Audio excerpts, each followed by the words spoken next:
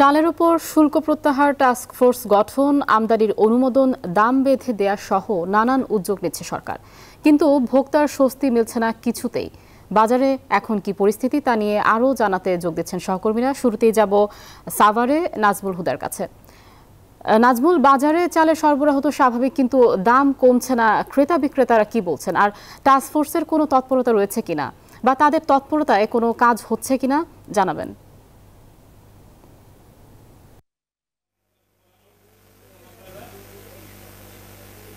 আয়েশা, আপনাকে ধন্যবাদ। আপনি যেমনটি বলছেন, ঠিক টাস্কফোর্স কিন্তু আমরা সাভারের যে পাইকারি যে আড়তগুলোতে রয়েছে, আমরা কখনো তাদেরকে অভিযান বা তাদেরকে আসতেও আমরা দেখিনি, এবং এখানকার যারা চালের ব্যবসায়ী রয়েছে তাদের সাথে কোনো বৈঠক বা আলোচনা করে দাম কমাবে এইরকমও কোনো আলোচনা আমরা এখন পর্যন্ত শুনি নেই। তারা এই বাজারে আসেইনি, এবং টাস্কফোর্স যাকে গঠন করা হয়েছে, খাদ্য গুদামের যে কর্মকর্তা, তিনি আসলে লোকবল সংকট দেখিয়ে আসলে বলছেন, এবং উপজেলা নির্বাহী কর্মকর্তা বলেছেন যে একটি তদন্ত কমিটি করা হয়েছে এবং চালের বাজার এই অস্থিরতার পিছনে কারা দায়ী তাদেরকে খুঁজে বের করার। কিন্তু আসলে আমরা এইটা আসলে এই বাজারগুলোতে এসে দেখেছি যে এরকম কোনো নেই, এবং চালের বাজারে কিন্তু যে আপনি দেখতেই পারছেন যে এর মধ্যে কিন্তু বাড়তে শুরু করেছে, এবং মোটা চাল কিন্তু আপনার দফায় দফায় বেড়েছে, এবং চালের বিভিন্ন রকম রয়েছে, এবং 28 এবং 29 যে চালটা রয়েছে সেই চালটা কিন্তু আপনি দেখতেই পাচ্ছেন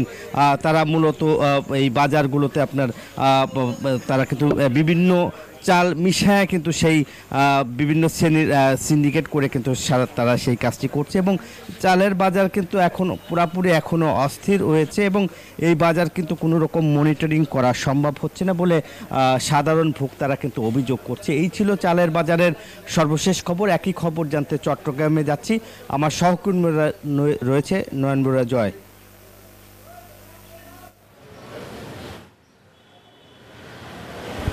ধন্যবাদ নাজমুল আপনাকে। আপনি যেমনটা সাভারের চালের বাজারের খবর জানিয়েছেন, তেমনিভাবে আমি বন্দরনগরী চট্টগ্রামের চালের দোকানে এসেছি। দেখতে পাচ্ছেন পাইকারি বাজারে আমরা গতকাল যেমনটা দেখেছি কিছুটা কমতে শুরু করছে, যেহেতু আমদানিকৃত যে চাল সে চাল বাজারে আসতে শুরু করেছে। পাহাড়তলী বাজার, চাকতাই বাজার ঘুরে আমরা দেখেছি বস্তাপ্রতি 100 থেকে 150 টাকা পর্যন্ত তারা কমিয়েছেন।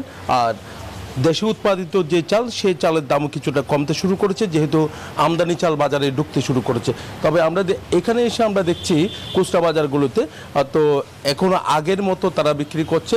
দুদিন আগে যে রেটে বিক্রি করছে আজকেও কিন্তু সেই রেটে তারা বিক্রি করছে, গতকালও একইভাবে তারা বিক্রি করছে। কোনো কমতির কোনো কিছু দেখছে না। সবচেয়ে বেশি মানুষের যে প্রয়োজন সন্ন্যাস সেদ্ধ চাল, যে একেবারে গুটি সেদ্ধ বলা যায়, কম দামে চাল, গরিবের চাল নামে পরিচিত এই চালের দামও এখন 50 টাকার নিচে নেই বলে আমাদেরকে জানিয়েছেন যারা বিক্রেতা। তারা বলছেন যেখান থেকে তারা আনে সেখানে দাম কিছুটা বেশি, তার কারণে তারা এখানেও কমাতে পারছে না। আর পাইকারি বাজারে গিয়ে আমরা দেখছি কিছুটা কমেছে, কিন্তু খুচরা বাজারে গিয়ে এখনো কমতে আমরা দেখিনি। এই ছিল আমার এখানকার সর্বশেষ।